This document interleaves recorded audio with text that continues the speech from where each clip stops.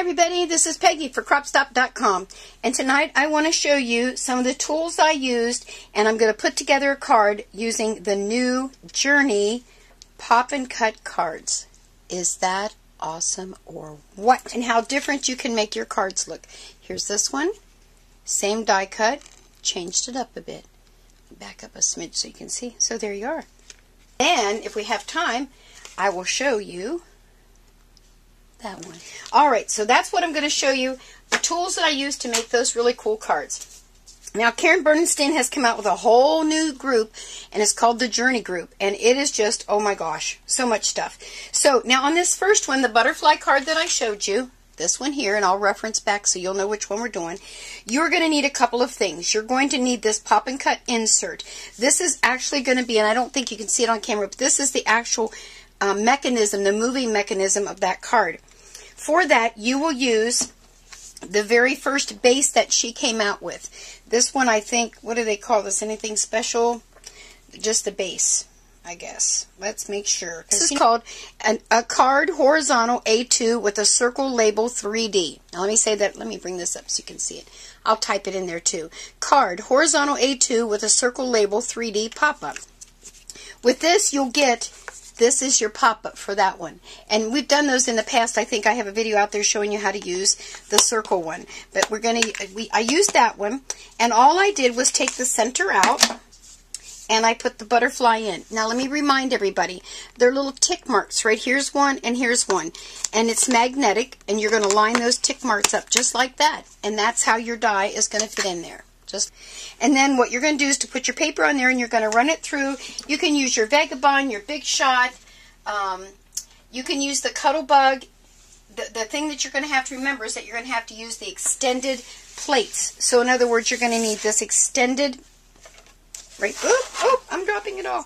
The extended cutting surface, this great big one here. See the whole big thing there.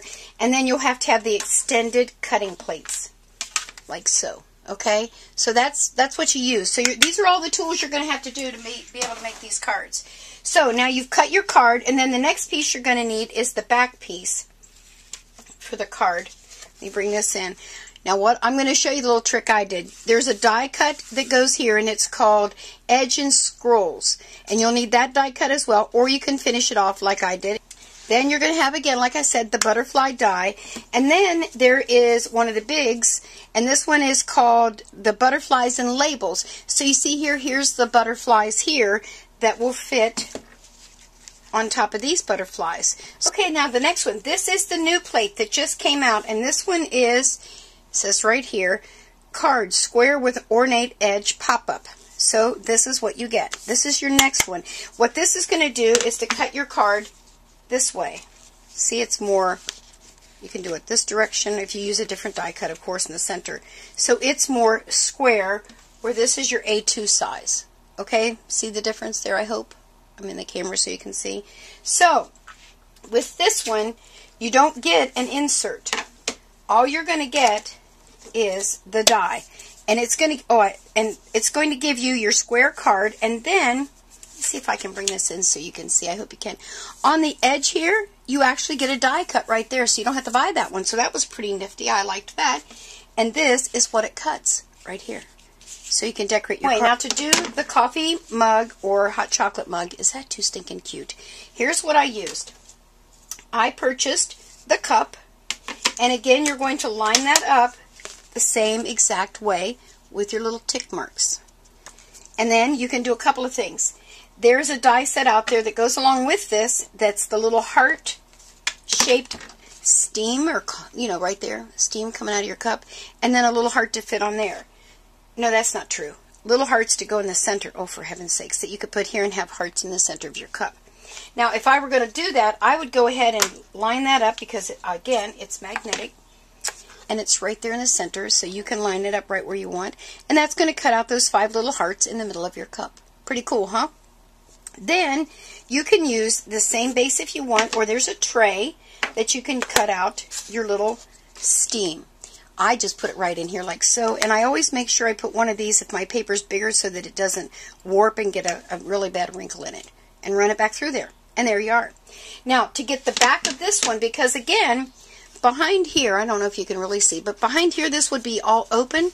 So what I did is I just took everything out and I cut the card again. That would be this piece here. But then I cut about an inch off of it, off of each end, to make it a decorative outside, and adhered it so that you don't have a hole in the back here showing through. I hope that makes sense. Oh, I better get in the camera. Right back there. Otherwise, it's like this gaping hole. So that gives you the cover. I took a piece of scrap, put here, put my ornate there, wrapped ribbon around it, and I called it a card. Now, I've gone ahead and cut out another card base so you could see. It's the same exact thing. What I did on this one, and I'll bring it in a little bit so you can see, I cuddle bugged the edge of this because it's coordination paper. So I cuddle bugged here, and then I opened up and I cuddle bugged here just to give it a little bit of character, I guess. So there's my card base, okay? Now on this one I actually ended up using my Memento inks, which is another one of my love inks. I love, love, love these. I use desert sand and bamboo leaves. Alright, let me just show you what I did here. I found some printed paper. I went ahead and I cut out my butterflies like so. So I have my two little butterflies with the little die cut. I like to open up my card and I put the adhesive on here because I'm always afraid that I'll have a little excess bit of glue stuck around and then my card will stick together, which that has happened in the past. So we don't want that to happen again. And then I'm just going to stick it on there. Before I put it on here, I also took my foam applicator. Make sure I line that up while I'm talking. Make sure I'm in the camera so you can see what I'm doing. My foam applicator, and I took some of the ink and I went around the edges of different things. So that's why they look a little bit more vintagey kind of a look. And I added my bling. And then, making sure I didn't stick that. You got to make sure you give it a little helping hand when you get going. Did I get sticky on there? No. Okay, so let me bring this in. So there's my butterfly so far. And there's when you open it. Okay, pretty cool, huh? Alright, now, I went ahead also, and I used an old Hero Art stamp, stamped it with Memento ink. I colored it in, and I pulled out some of my distress markers, which I'm sure some of you have those. If not, these are awesome to color with, and just, oh, I just love them. So I colored in my little stuff here, add a little bling, and then I'm going to stick it here. Now, here's the part that I had to ad-lib a little bit. I went ahead and cut myself a piece to fit on the back, because remember I told you how this is open back here, and that's not supposed to be that way. Well, I guess it is, but I don't like it. Obviously, when you close your card, you got all this open weirdness here going on. I didn't have the edges and scroll die, as I said earlier, so I'm thinking, what in the world did they do? And if you look so what I did is I took a border punch, and this is an EK Success, any border punch that you like you could use, and I just did it one time and centered it in my square.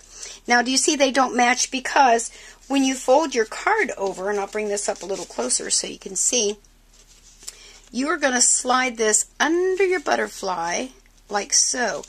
And the distance between the opening and the fold on the front is smaller than back here because I got to have somewhere to adhere this. So you got to make the back a little bit longer, okay? Open my card like so.